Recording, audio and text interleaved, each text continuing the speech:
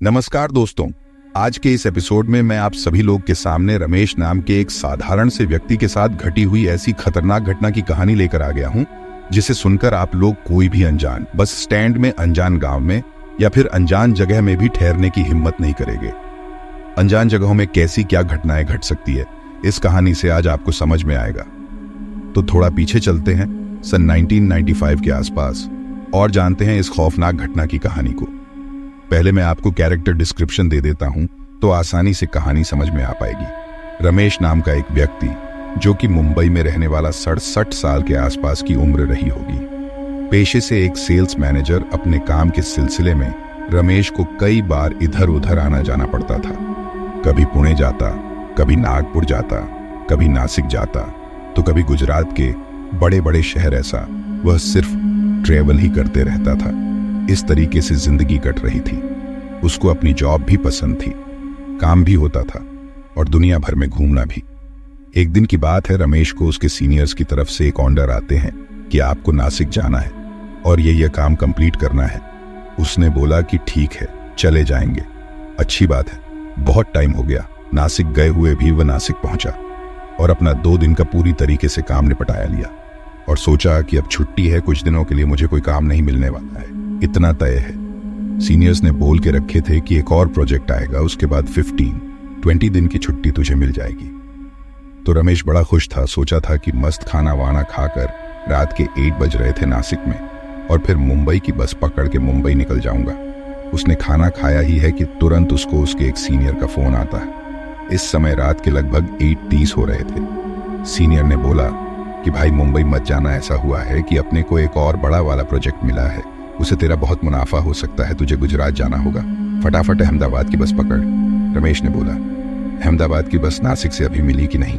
Senior ने बोला, मुझे नहीं मालूम, चाहे तू पैदल चल के आ, कैसी भी ट्रेन पकड़ के आ, लेकिन तू अहमदाबाद सुबह तक पहुंच जाना। रमेश मन में सोचा, यार सीनियर आदमी है, बड़ा आदमी है, खुद की कार, हम तो बस ट्रेन से सफर कर रहे हैं। अभी देखो, उस टाइम पे आज के टाइम के जितना ट्रांसपोर्टेशन फैसिलिटी नहीं होती थी। आजकल तो बहुत रात में कैब्स, टैक्सीज, बस बहुत सारे मिल जाते हैं, लेकिन मैं 1995 की बात कर रहा हूँ। सन 1995 की इतनी इजली चीजें नहीं मिल पाती थी और बस भी जो थी ना जल्दी बंद हो जाती थी। फिर भी रमेश पता लगाने की पूरी कोशिश किया। बस स्टैंड पहुंचा और वहां पर जो इंक्वायरी काउंटर होता है उनसे पूछा कि भाई साहब मुझे अहमदाबाद जाना है, टिकट मिलेगी क्या? तो टिकट काउंटर वाले ने बोला कि नहीं, पॉसिबल नहीं है। बात यह है कि जो भी आखिरी बस थी गुजरात जाने की वह चली गई है, अब कोई साधन नहीं है। रमेश उदास हो गया। उतने में पीछे से एक वृद्ध अंकल जी आए और बोले, क्या हो गया भाई, कहाँ जाना था? रमेश ने बोला कि अंकल जी ऐसी ऐसी बात है, मेरे को अहमदाबाद पहुंचना है, बहुत अर्जेंट काम है, नहीं तो सीनियर सर पर चढ़ जाएगा और मेरी नौकरी के ऊपर आ जाएगा। तो अंकल जी ने बोले, भाई एक तरीका है। अंकल जी ने टिकट काउंटर वाले से पूछा कि भाई साहब ये अपने पेट के लिए बस मिल जाएगी क्या? टिकट काउंटर वाले ने बोला, हाँ हाँ मिल जाएगी। अंकल जी ने रमेश को देख के बोले, बेटा मैं बहुत साल से सफर कर रहा हूं इस रास्ते में, इसलिए मुझे जानकारी है। तुम ना अभी यहां से पेट की बस पकड़ के निकल जाओ। अपने नासिक से यही कोई 100 किलोमीटर के आसपास पड़ता होगा। यह गांव महाराष्ट्र और गुजरात की बॉर्डर के आसपास ही है। वहां से तुमको रात को अपने गुजरात के लिए, अहमदाबाद के लिए बस मिल जाएगी। कोई टेंशन नहीं है, बिंदास वहां पर पहुंच जाओ, पेट के लिए बस है। रमेश ने बोला, thank you so much uncle, आप तो भगवान जैसे मेरे सामने आ गए। फिर रमेश ने पूछा टिकट काउंटर वाले से कि भाई पेट के लिए बस कब आएगी? टिकट काउंटर वाले ने बोला, हाँ हाँ बस ज्यादा देर नहीं, बस अब आने ही वाली है। रमेश खुश हो गया। अब 10 मिनट हुए हैं कि बस आ गई। रमेश 9 o'clock बजे निकला और बस इतनी बढ़िया तरीके से ड्राइवर ने चलाई की। रमेश 33 घंटे के आसपास, यानी कि 10, 11, 12 बजे के आसपास रमेश पहुंच गया पेट में। अब पेट में पहुंचा तो बहुत ज्यादा रात हो चुकी थी। ये एक बहुत ज्यादा ही छोटा गांव और इतनी रात गए, ऐसे कोई यहां पर दुकान तो खुली नहीं थी। रमेश बस अंधेरे में बैठा हुआ है। सोचा क्या करूं यार, बस दिख नहीं रही है, कुछ समझ में नहीं आ रहा है। 2-4 कुत्ते रो रहे हैं, माहौल फालतू में डरावना बना फिरा है।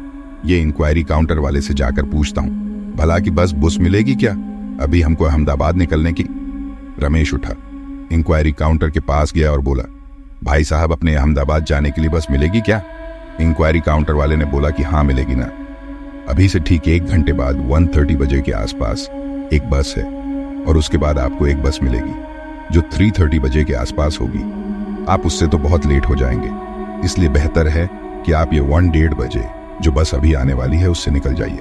इंक्वायरी काउंटर वाले ने रमेश से कहा, आप बस स्टैंड से बाहर मत निकलना, यहीं पर इंतजार करो। रमेश ने बोला कि ठीक है, आसपास कोई चाय वाय की टपरी मिल जाएगी क्या? टिकट काउंटर वाले ने बोला कि हाँ, शायद खुली होगी, देख लो जाके। किस्मत से उतनी रात को एक ठेले वाला उस समय वहां पर मौजूद था। वह चाय बना रहा था। सामने एक टूटा फूटा सा बेंच लगाकर रखा था। रमेश गया चाय वाले के पास और चाय का ऑर्डर दिया और बेंच पर बैठ गया। चाय वाले ने भी पूछा कि अरे भाई, इतनी रात गए कैसे घूम रहे हो? यहां पर बहुत ही रेयर कोई दिखाई देता है। फिर रमेश ने बोला कि आपने भी तो दुकान खोल के रखे हैं इतनी रात को। चाय वाले ने बोला, हमको तो खोलना जरूरी है ना, आपके जैसे यात्री अगर एक बार भी मिल जाएंगे तो हमारी चाय बिक जाएगी, तो कल 2 रोटी एक्स्ट्रा बन जाएगी, वरना हमारा कोई ऐसा कोई बड़ा धंधा थोड़ी है कि दिन भर में ही बहुत कमाई हो गई है।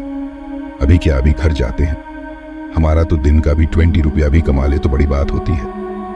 रमेश बोला कि ठीक है, अच्छी बात है, आप चाय बनाइए। रमेश भी थोड़ा टेंशन में था क्योंकि लेट हो रहा था। अब यह चाय बनी रही थी कि उतने में एक भिखारी आया रमेश के पास। रमेश को वो भिखारी बोलता है कि भाई साहब, मुझे थोड़ी भूख प्यास लग रही है, मुझे भी चाय पिला देंगे तो अच्छा होगा। रमेश ने बोला कि एक इनके लिए भी बना दीजिए। चाय वाला सिर झुकाकर एक और उसमें कप दूध डाल दिया और चाय बनाने लगा। कुछ मिनटों बाद चाय बन गई। रमेश ने चाय पिया है और पैसे दिए और रमेश अपना बैग उठाकर बस स्टैंड की तरफ बढ़ने लगा। यह देखकर कि लगभग 1 बज गए हैं, 15 मिनट में बस आने ही वाली है, मैं वहां पर जाता हूं। रमेश बस स्टैंड तरफ बढ़ ही रहा था। तभी रमेश क्या नोटिस करता है कि वह भिखारी जिसको इसने अभी चाय पिलाया था वो भी इसके पीछे पीछे आ रहा है। 1-2 बार पलट कर देखा, थोड़ा अजीब लगा, लेकिन इग्नोर करके ये अपने बस स्टैंड में पहुंचा। बस स्टैंड में पहुंच के एक बेंच पर बैठा ही है तो क्या पाया कि वो भिखारी तो इसके पास आ गया। रमेश मन में ऐसा आया, ये तो चिपक ही गया। फिर भिखारी इसके पास आके बोलता है, भाई साहब, आपने मुझे चाय पिलाया, बहुत बहुत धन्यवाद। आज के जमाने में कोई ऐसा होता नहीं है, चाहे मांग लो। किसी से तो ऐसा करते हैं कि जैसे कि पूरी प्रॉपर्टी मांग ली हो। वैसे कहाँ जा रहे हैं आप? रमेश ने कहा, कुछ नहीं यार, मेरी बस निकल गई थी, वहां से भी बस नहीं मिली। अहमदाबाद जा रहा हूं, 1:30 बजे बस आने वाली है। अभी देखो समय पर आ जाए तो अच्छा है, नहीं तो मैं बहुत लेट हो जाऊंगा और सीनियर से बहुत डांट पड़ेगी। भिखारी रमेश की बात बड़ी ध्यान से सुन रहा था और फिर भिखारी ने बोला कि अच्छा, ऐसी बात है तो एक काम की बात बताता हूं। रमेश चौंक गया कि भला भिखारी क्या काम की बात बता रहा है। भिखारी बोलता है, तुम्हारी भलाई इसी में है। अभी जो 1:30 बजे बस आने वाली है ना, अहमदाबाद जाने वाली, उससे जाना ही मत, उसमें चढ़ो ही मत। फिर रमेश बोला कि क्यों भाई, मैंने अभी आपको बताया कि मुझे जाना है, मेरा सीनियर मेरी फटकार लगा देगा अगर मैं समय पर नहीं पहुंचा तो। भिखारी बोलता है कि मेरा तो काम था बताने का, मैंने आपको बता दिया कि जो अभी बस आने वाली है अहमदाबाद जाने वाली, जिसमें आप चढ़ने की सोच रहे हो, उसमें मत चढ़ना, भलाई उसी में है आपकी। ऐसा बोल के वो भिखारी मुस्कुरा के जिस तरफ से आया था उसी तरफ बढ़ गया। रमेश देखता ही रह गया कि भिखारी ने ऐसा बोला तो बोला क्यों। उतने में पीछे से बस की आवाज आई। ये पलट कर देखा, बस आ गई, लिखा हुआ था अहमदाबाद जाने वाली। बस इसने बोला चलो, अच्छा है बस आ गई। रमेश के मन में वो चीज दौड़ रही थी कि भिखारी ने ऐसा क्यों बोला। फिर भी रमेश बस में चढ़ गया। बस लगभग खाली ही थी, बहुत रात का भी वक्त था ना, और जितने भी लोग थे मैक्सिमम लोग सो रहे थे। रमेश गया और पीछे तरफ की एक सीट में जाकर बैठ गया। उसने भी एक बटन दबाया और ये बस आगे बढ़ चली। अब कंडक्टर लगभग 2 मिनट बाद इसके पास टिकट काटने के लिए आया कि जैसे कंडक्टर इसके पास आया, पता नहीं क्यों इसके के दिमाग में वो बात गूंजी, वो भिखारी वाली अपनी भलाई चाहते हो तो जो बस अभी आने वाली है अहमदाबाद जाने वाली, उसमें मत चढ़ना, बेहतर है कि दूसरी बस से जाना। रमेश को पता नहीं क्यों उस भिखारी की बात दिमाग में बार बार चुभ रही थी। कंडक्टर इधर बोल रहा है, अरे भाई साहब बोलिए ना, कहां तक की टिकट काटूं? इसने बोला, नहीं कहीं तक की नहीं, आप बस रुकवा दीजिए, मुझे आगे नहीं जाना है, माफ करना, मुझे यहीं पर उतार दो। कंडक्टर ने भी बड़े खुन्नस से इसको देखा। कंडक्टर ने बस रुकवाया। रमेश तेज रफ्तार में फटाफट नीचे उतर गया। बस स्टैंड से बस ज्यादा दूर नहीं आई थी, मुश्किल से 200 मीटर आगे बढ़ी होगी या 300 मीटर, लेकिन जैसे ही वह बस से उतरा और बस आगे बढ़ी है कि बस के अपोजिट साइड वही भिखारी रमेश को दिखाई दिया और उसे देखकर स्माइल कर रहा था। फिर रमेश भिखारी के पास गया और बोला कि आपने मुझे इस बस में जाने से क्यों मना किए थे। मैं चढ़ के भी उतर गया। आपकी बात बार बार दिमाग में आ रही थी। आप बता तो दो क्यों मना किए। भिखारी बोलता है कि जिसलिए भी मना किया हो वह तुम्हें पता चल जाएगा, लेकिन तुमने यह बहुत अच्छा किया जो बस में नहीं चढ़े। ऐसा बोल के वो भिखारी फिर से आगे की तरफ बढ़ने लगा। जो भिखारी आगे की तरफ बढ़ने लगा तो रमेश उस भिखारी के पैरों तरफ नोटिस किए तो क्या पाए, वह भिखारी है ना, वह जमीन में पैर रख के नहीं चल रहा है। जैसे कि मान लो जमीन से लगभग 4 इंच ऊपर उसके पैर हैं। दोनों पैर हवा में चल रहा है। रमेश देखता ही रह गया। रमेश अपनी आंख थोड़ी मला। हालांकि उस समय स्ट्रीट लाइट इतने होते नहीं थे। रमेश फिर से देखने की कोशिश की, लेकिन यह बहुत क्लियर देख पा रहा था कि भिखारी जमीन में पैर नहीं रख रहा है। रमेश भिखारी के पास पहुंचा और फिर से उसके पैरों में देखने की कोशिश की। वो भिखारी चल आगे बढ़ता जा रहा था।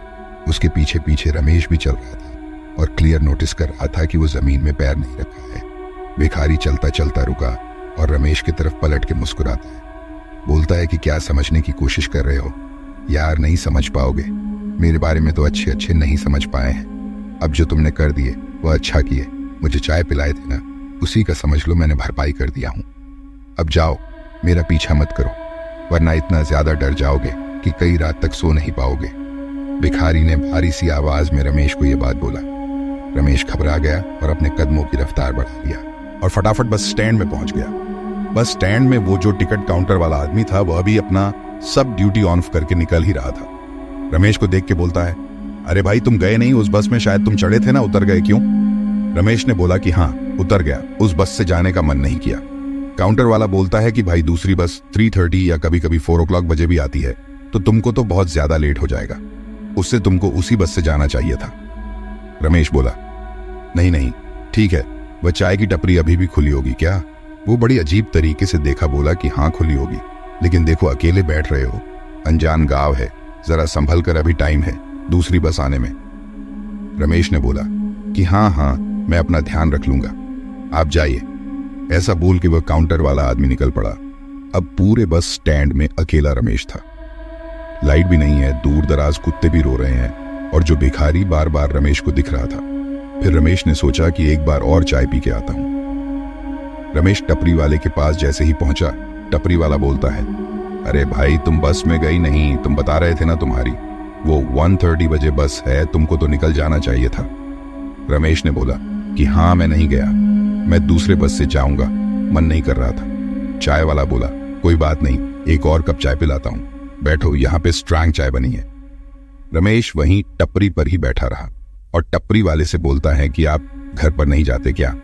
चाय वाला बोला, जाता हूं ना 5 o'clock बजे, सुबह मेरा लड़का आएगा, फिर रात में मैं आऊंगा, ऐसा अपना चलता है, 24 घंटे चाय वाला हूं। रमेश बोला, अच्छा है यार आपका भी।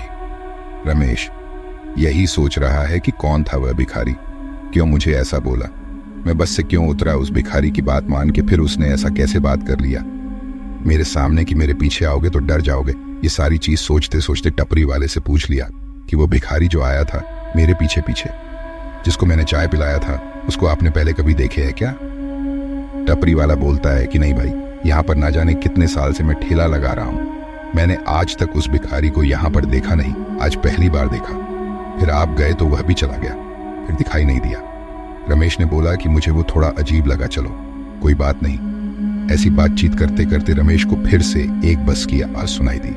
समय हो चुका था, 3:30 बजे का बस आ गई। रमेश चाय वाले से बोला, धन्यवाद आपका, आपने मेरा 2 घंटे साथ दिए।